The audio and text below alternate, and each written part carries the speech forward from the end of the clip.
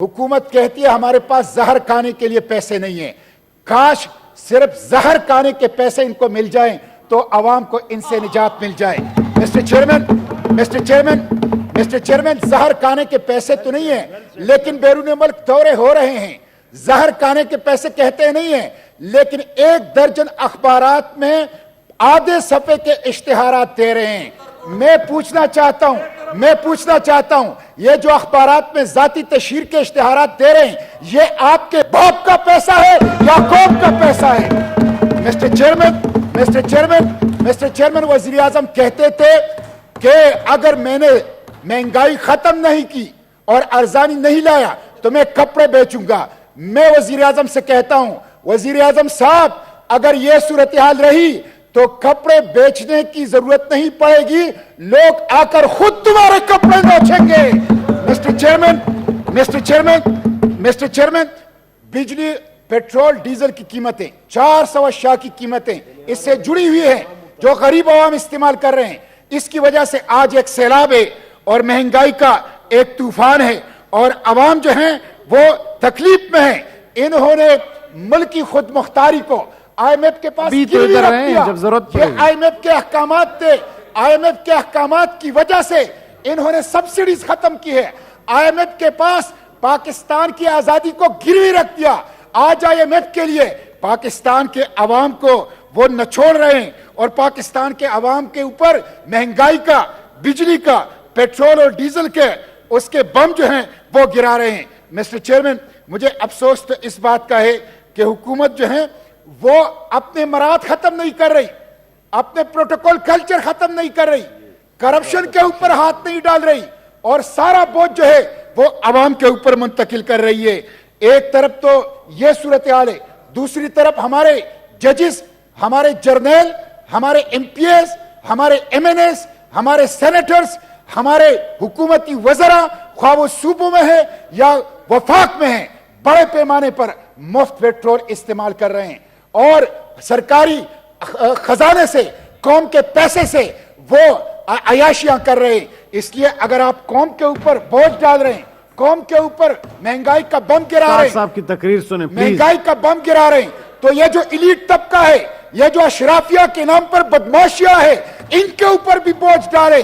Mister chairman, ये जो सरकारी गाड़ियां हैं, हुकूमत के अंदर अगर इनकलाबियत है, हुकूमत के अंदर अगर इखलास है अवाम के साथ, तो 6 माह के लिए सरकारी गाड़ियों के इस्तेमाल पर पाबंदी लगाए, लोग पैदल दफातर आए, लोग साइकिलों के ऊपर दफातर आए और कोई जर्नल, कोई जज, कोई पार्लियामेंटेरियन, कोई वजीर वो सरकारी गाड़ी और सरकारी पेट्रोल को इस्तेमाल ना करें। मिस्टर चेयरमैन,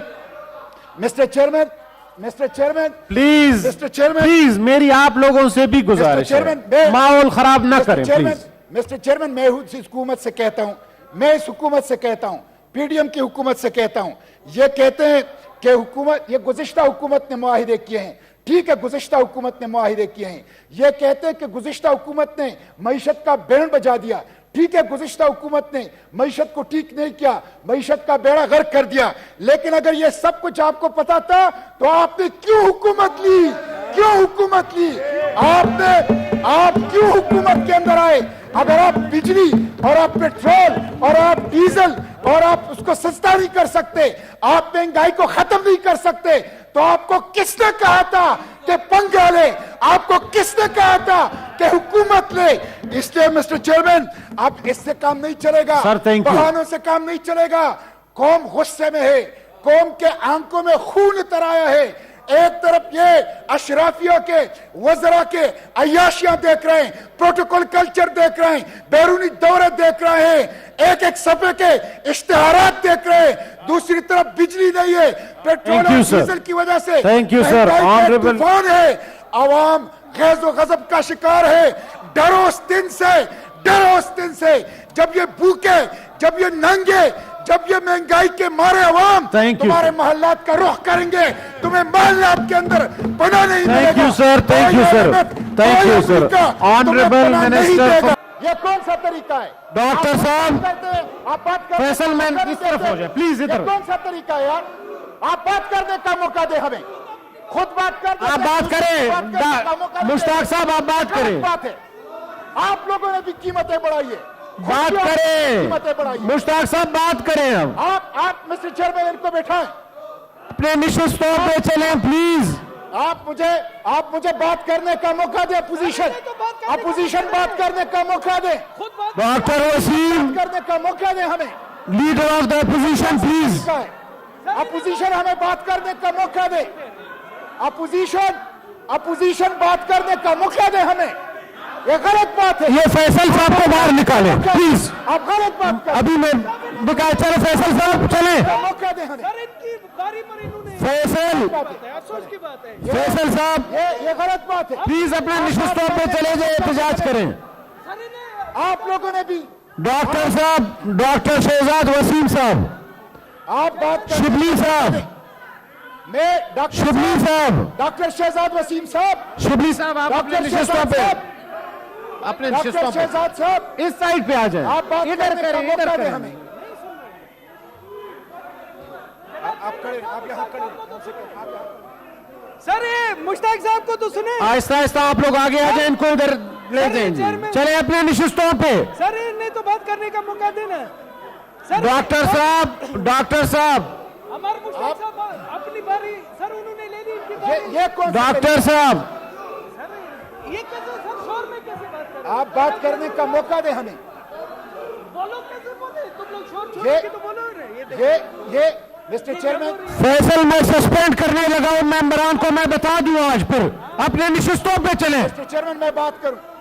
मिस्टर चेयरमैन मैं बात कर रहा हूं। मोहसिन अजीज साहब, फैसल मेरी बात सुने, मैं सस्पेंड करूंगा आज मेंबर्स। चले अपने निश्चित स्टॉप पे चले प्लीज। मैं बात करने चले, मैं सस्पेंड कर दूंगा आज। ये कौन सा तरीका है यार? शिबली साहब मैंने सस्पेंड कर देना है। शिबली साहब अपने लोगों को समझाएं प्लीज, समझें। ये कौन सा तरीका है? आजम सवाती साहब, ये कस्तन कर रहे हैं। ये हमें मौका नहीं दे रहे। ये गलत कर रहे हैं। ये गलत तरीका है मिस्टर चेयरमैन। नहीं, गलत तरीका है। ये आप खुद बात कर रहे और दूसरों को अच्छा, बात खुद- करने का मौका न दें। ये तो अजीब बात है ना, ये अजीब बात है। ये कौन सा तरीका है? मैं एक मोतबर शख्सियत के पास गया था और मैंने उनको कहा था मार्च के बीच में, और मैंने कहा था कि ये इकॉनमी जो है ये बढ़ रही है, अच्छी हो रही है, लेकिन कंटिन्यूटी चाहिए। आप कंटिन्यूटी नहीं देंगे तो ये बिखर जाएगी। और मेरी वो प्रोफेसी बिल्कुल सही साबित हुई है। आप देखेंगे कि इकॉनमी जो है is in a tailspin now. एक बड़ी बात मैं आज आपको इस फ्लोर ऑफ दिस हाउस बताना चाहता हूं कि हमारी रिफाइनरीज जो हैं, जो डीजल 60% हमारा जो डीजल इस्तेमाल होता है वो हमारी यहां की रिफाइनरी बनाती हैं। उनके मार्जिन हमने रखे हुए थे 14 रुपए फी लीटर। वो अप्रैल मई के बीच में जाके 70 रुपए फी लीटर हो गए हैं मार्जिन। उसमें 2 रिफाइनरीज तो हमारी अपनी है। ये इनकी नालायकी है कि उधर तवज्जो ही नहीं दी इन्होंने अभी तक। और पेट्रोल के बीच में कुछ तकरीबन 30 से 50 रुपए जो मार्जिन बढ़ गए हैं। तो हम जाते हैं उनको, हम डंडे मार के वो मार्जिन कम करते हैं और लोगों को रिलीफ देते इसके ऊपर। हमने लोगों को रिलीफ भी दिया। और पिछले मई के बीच में जब हमने ये देखा कि आईएमएफ के प्रोग्राम में कोई ऐसी शराइत है जो बहुत मुश्किल हैं, तो हम खड़े हो गए। मैंने जाके उनको कन्फ्रंट किया और मैंने उनको कहा कि ये जो आप कह रहे हैं कि पावर के रेट्स बढ़ेंगे 5 रुपए से 4 रुपए 95 पैसे, ये नहीं बढ़ेंगे। आप ये कह रहे हैं 700 अरब रुपए की एग्जम्पशन जाएंगी, टैक्सेस इंक्रीज करेंगे, ये नहीं करेंगे हम।